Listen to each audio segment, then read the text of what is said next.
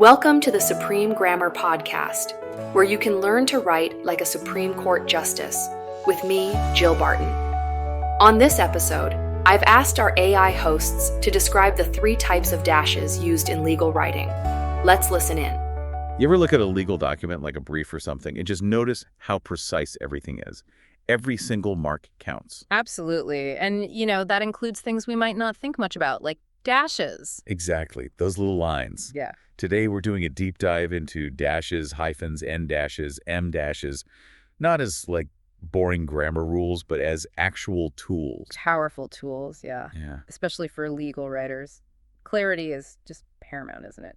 And getting dashes right really helps with that precision. It shows, your stuff. Right. It makes your writing sharper, more professional, and maybe even a bit more modern. So our guide for this is Jill Barton's The Supreme Guide to Writing, pulling out 3 key uses for dashes from her work. The idea is by the end of this, you'll feel way more confident using them. Okay, so we'll hit hyphens first. They're all about connecting words, making modifiers clear. Then in dashes for ranges, like dates and numbers. And finally, the big one, the M dash, for adding that extra punch, that emphasis. Exactly. Each one has its job, and using them correctly, well, it's a sign of really strong legal communication. Okay, let's jump in. Hyphens.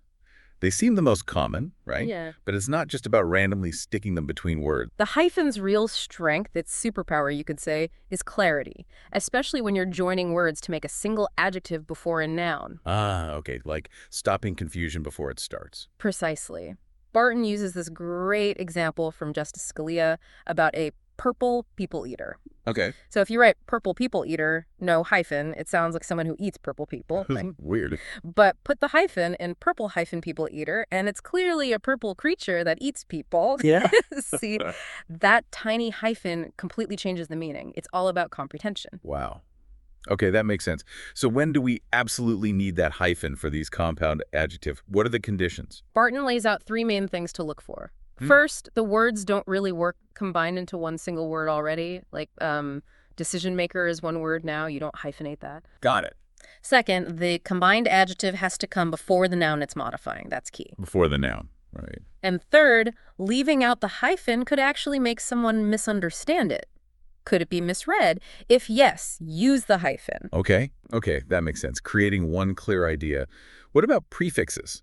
Like anti or pre, those always trip me up. That's another big use case for hyphens. Prefixes like anti, co, cross, non, pre, yeah. You often use a hyphen, especially if the combined word isn't, totally standard as one word yet. Think anti-hyphen discrimination, co-hyphen fiduciaries, maybe cross-hyphen examination, non-hyphen unanimous, definitely pre-hyphen existing. Okay, but then I know I've seen words like class-wide or healthcare just written as one word, no hyphen. What's the difference? Right. Those are what Barton calls closed compounds.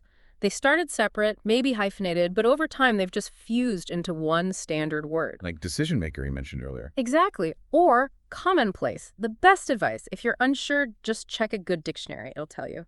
Justice Kavanaugh used government-debt exception, linking government and debt together to modify exception. That shows them working as one unit there. Okay.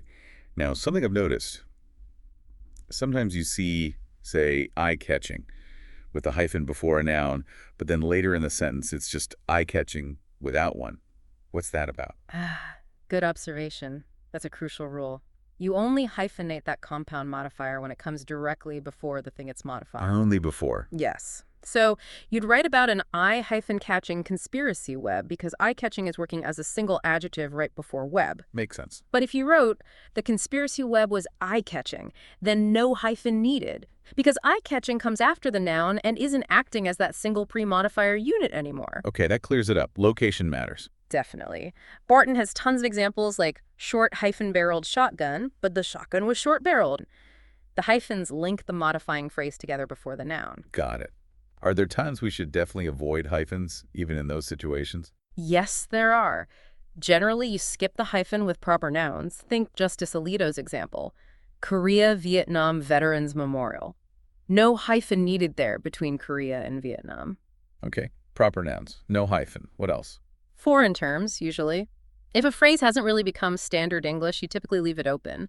And open compounds, word pairs that work together naturally without needing a hyphen, like due process. You'd say due process principles, no hyphen. Like, say, Justice Gorsuch using separation hyphen of hyphen powers principles.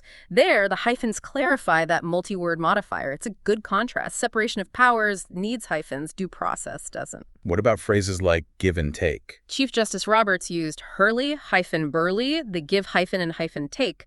The hyphens show those pairs are acting as single concepts. Okay, one more hyphen question. Words ending with the letters ly? The general practice there is no hyphen needed because the nature of a word like properly or unlawfully, that already shows that it's an adverb modifying whatever follows. So you just write closely held corporations, no hyphen after closely. Usually. So there are exceptions. Always. Clarity is king. Okay.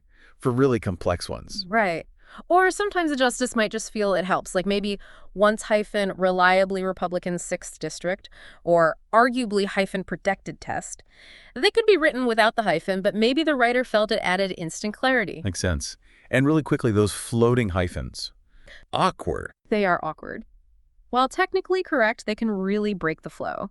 Most style guides, and probably readers, prefer you rephrase. Maybe repeat the word like school-owned, school-operated. It's usually clearer, even if it feels a bit repetitive. Good tip. Avoid the clunky floaters. Okay, I think we've really dug into hyphens. Shall we move on to the middle child, the en dash? Let's do it. The en dash. It's the mid-sized one, and its main job, its whole purpose really, is showing ranges. Ranges, like dates or numbers. Exactly. Think of it as a cleaner, more formal way to say through or to. It actually comes from old typesetting days. It was the width of the letter N. Huh. Interesting. Is it still commonly used? I feel like you just see hyphens everywhere. That's true in a lot of informal writing. But in more formal contexts, especially legal writing and academic publishing, it's definitely valued for its precision. There was actually a bit of an uproar when the Chicago Manual of Style considered phasing it out. People really pushed back. Wow. So it signals something specific then, more than just a hyphen. It does. It specifically signals that from this point to that point relationship. Barton shows the difference clearly with dates. 2019 hyphen to 2020 looks a bit short, maybe ambiguous. 2019 N-2020, that's the correct look for a range. Yeah. And 2019 M-2020 is just too long. That's the M- doing the wrong job.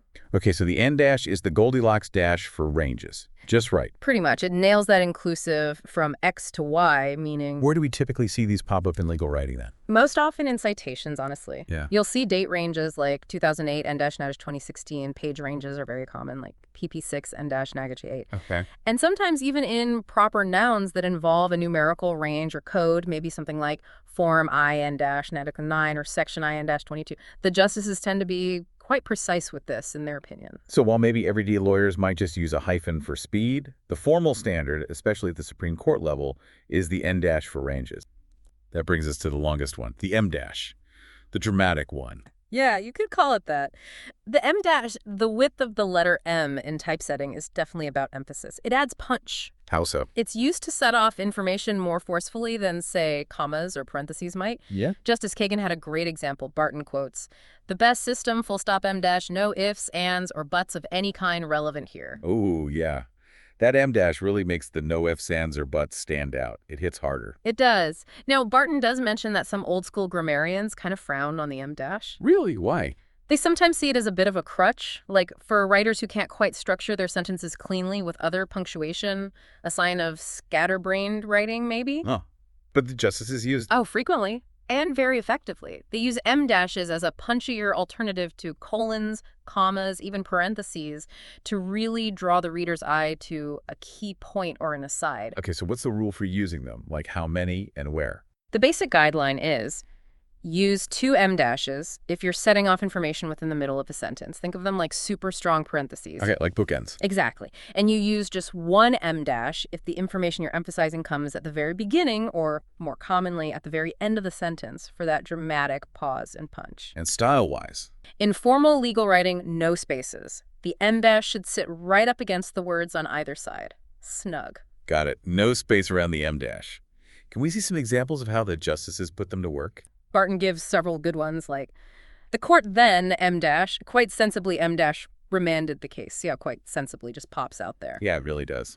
It is. It's a powerful tool for directing the reader's focus, adding force, making your writing more dynamic. Used, well, not overused, can be very persuasive. So as you're reading and writing, notice how dashes are used by others and by yourself. Think about how you could use them more strategically. Because in the very precise world of law, even those little lines can make a real difference in how your message lands. You got it. So the long em dash is a great way to emphasize part of a sentence, while the en dash separates numbers, and the tiny hyphen breaks up compound words and phrases. Tune into our next Supreme Grammar episode about parentheticals to learn how the justices use them in sentences and citations. And remember, you can be a great legal writer.